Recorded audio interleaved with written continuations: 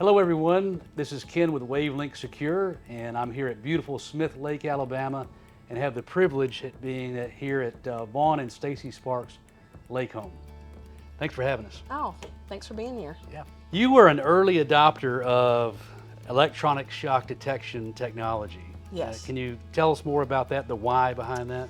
Well, unfortunately, Ken, we had several friends that passed away on Lake Tuscaloosa from electric shock incidents. And when we bought here on Smith Lake, having two young boys, that was something that was really near and dear to our heart, is that we wanted to have state of mind that we could let them run from the top here and jump in that lake and not have to worry about electric shock or drowning.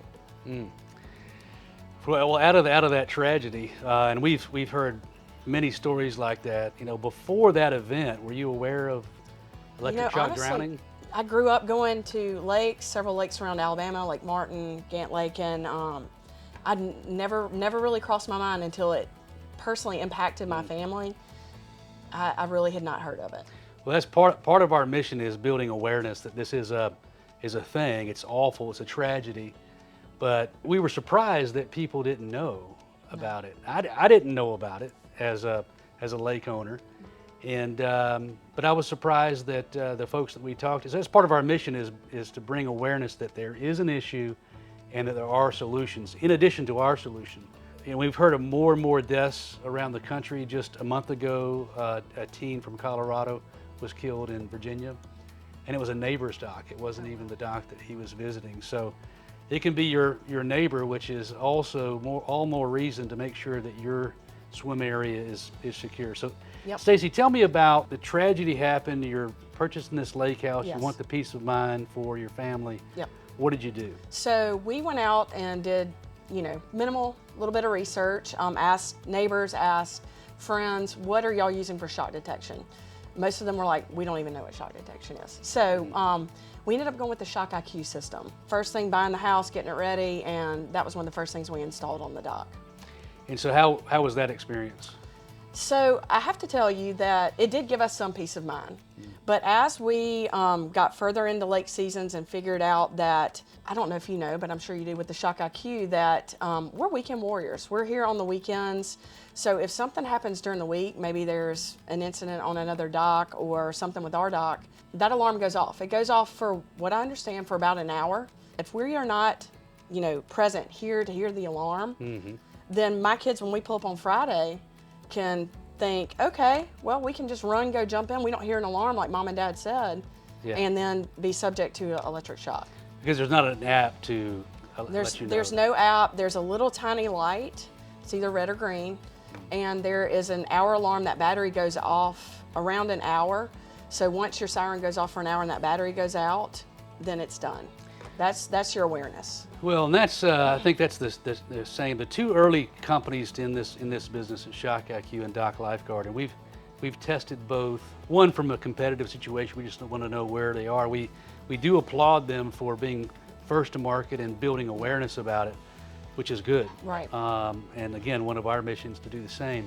So thank you for choosing WaveLink.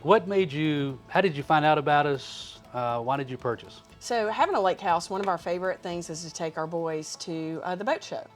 And I happened to be walking through, and looking at the different booths, and a gentleman named Owen that works for you was doing a presentation there at your booth. And I love a good presentation. I love a good story. Yeah. And so being able to see like the unit and have like physical electricity going to it, it was a neat setup. And so Yeah. it sparked my interest. So I was able to sit there and watch the demo. And what struck me in the difference from Shock IQ to WaveLink was the actual module itself. So much easier for my kids to see. Yeah. Big blue light on top instead of a tiny little red light. The technology. Okay, Yeah. I can be driving from my home and driving here, and the boys are like, we're going to run and jump in first. Well, mom can check the app and see, like, do we have a current? Do we have anything? Boys, y'all go for it. So that really was what took me from I feel, antiquated Shock IQ system and brought me to WaveLink. Yeah. And the team has been great. Well, thank you for saying that, and thank you for being a customer. And I think technology aside and the real mission aside, which is, that's what we're here for, it's a pretty cool blue light at night too. So. Yeah, it is. My kids like to think that probably brings more fish to our dock, which is what they're after. But right. Anyway, it gives me a peace of mind, that blue light does. Yeah. So Yeah. I appreciate it. We spent 5 years, the last 5 years, building this hardware and software.